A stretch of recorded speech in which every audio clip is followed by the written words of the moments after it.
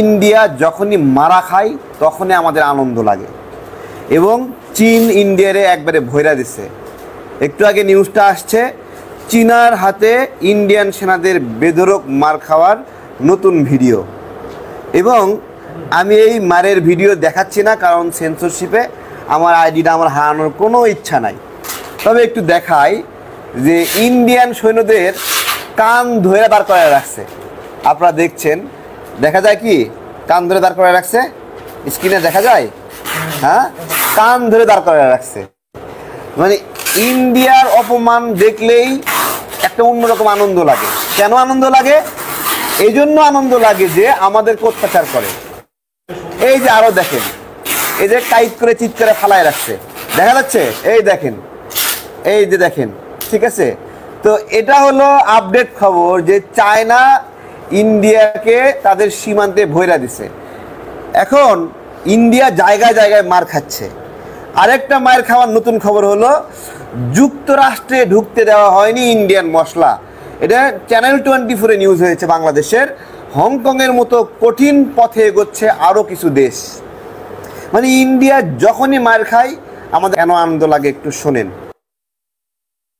খাচ্ছি কেন আমাদের আনন্দ লাগে ইন্ডিয়া মার খাইলেই। ইন্ডিয়া মার খাইলে আনন্দ লাগে এই কারণে যে আমরা নিয়মিত ইন্ডিয়ার দ্বারা নিপীড়নের শিকার হচ্ছে। বিএসএফের গুলিতে ফুটো হয়ে আছে রান্নাঘরের টিনের চাল। দেখতে ভিড় করছেন প্রতিবেশীরা। শুধু তাই নয়, বুলেটটি এসে পড়ে রান্নাঘরে কাজ করা এক গৃহবধূর পায়ের কাছে। পরে খবর পেয়ে বুলেটটি নিয়ে যায় প্রতিবেশী।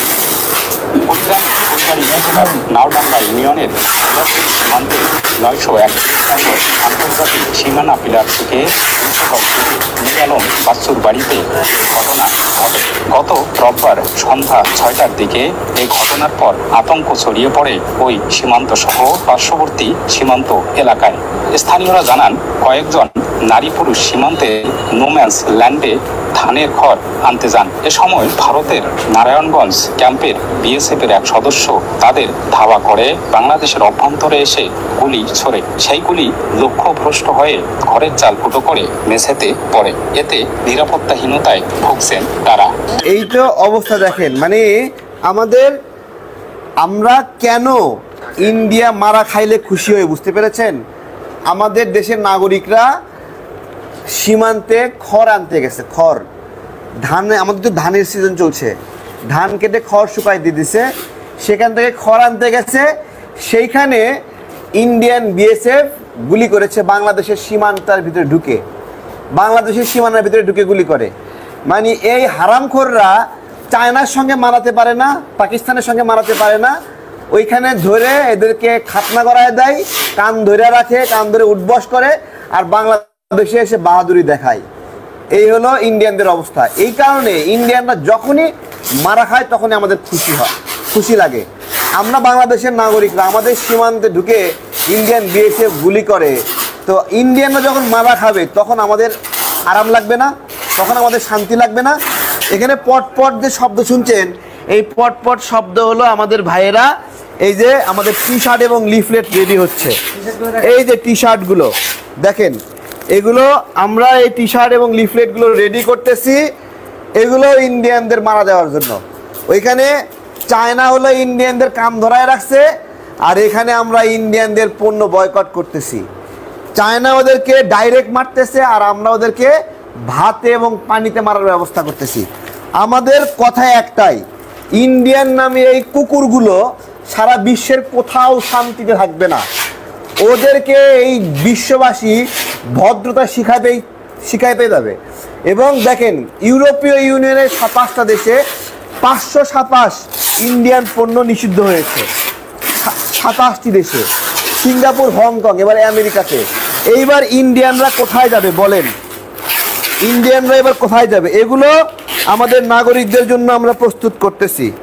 আমাদের নাগরিকরা এগুলো নেবে, গ্রামে গঞ্জে পৌঁছে যাবে, এবং প্রত্যেকটা গ্রামে গ্রামে, অলিতে গলিতে প্রত্যেকটা নাগরিককে আমরা জানাচ্ছি যে ইন্ডিয়ান পণ্য বয়কট করতে হবে। এবং কেন বয়কট করতে হবে এটা আমরা শেখাচ্ছি। একটা লিফলেট দেন তো, এই যে এই লিফলেট সবাইকে দিচ্ছি, সবার কাছে পৌঁছে যাচ্ছে এই লিফলেটগুলো।